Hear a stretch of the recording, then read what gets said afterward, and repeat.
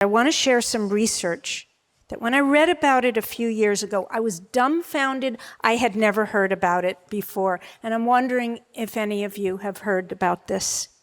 In 1930, a clinical psychologist, Dr. Walter Cannon, was the chairman of his department at Harvard Medical School. He was interested in how humans reacted under stress and conflict. So he brought people into his laboratory and he measured the chemicals and hormones released in the blood under simulated traumatic experiences. He discovered that stress triggers two primordial reactions, aggression or withdrawal.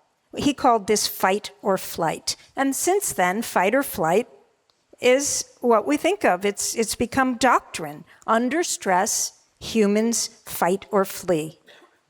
Well, in 2002, 70 years after Cannon's experiment, Dr. Shelley E, a clinical psychologist at UCLA, noticed something interesting.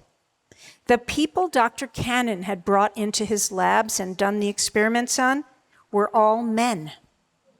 Now, this wasn't unusual. Female subjects have historically been excluded from medical research, and this has had grave consequences for women who respond differently to all kinds of conditions like heart disease and Alzheimer's and lung cancer. Taylor's team wondered if men and women respond differently to stress.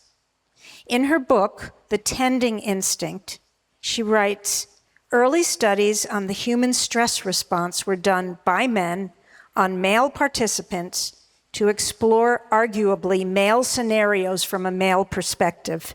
The dominant metaphor, fight or flight, represents the threatening social landscape as a solitary kill or be killed world.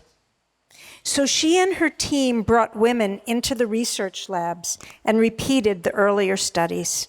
And they discovered that fight or flight was not the only response that humans have to stress and conflict. Different chemicals, different hormones were released in women. And their studies revealed that under stress, women may sometimes have a fight or flight response, but their primary reaction to stressful conflictual events was to care, connect, and communicate.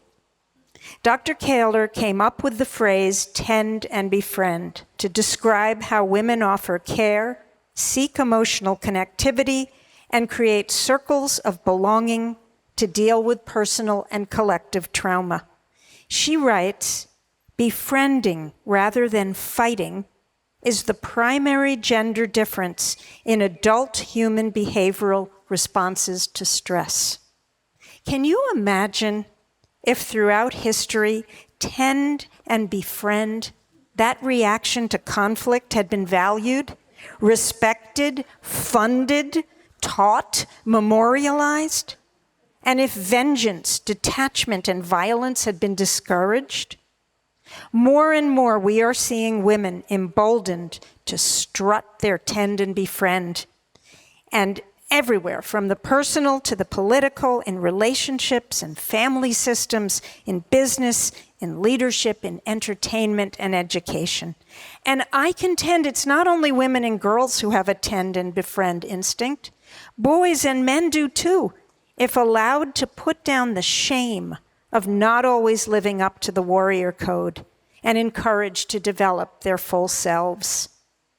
It may seem that fight or flight is too deeply entrenched in men and in our culture, but I'm an evolutionary optimist. And there's a phenomenon in brain science called experience-dependent neuroplasticity, and in English that means the brain learns from our experience, and it actually changes its structure based on what new information flows through it. This is how children learn. And neuroscientists are now proving that the brain remains pliable throughout our lives. And research shows that even after a stroke or another brain trauma, the brain can reorganize itself with intention and help and create new neural pathways. This is good news. This is good news for our society's ability to teach, awaken and strengthen the tend and befriend response in everyone.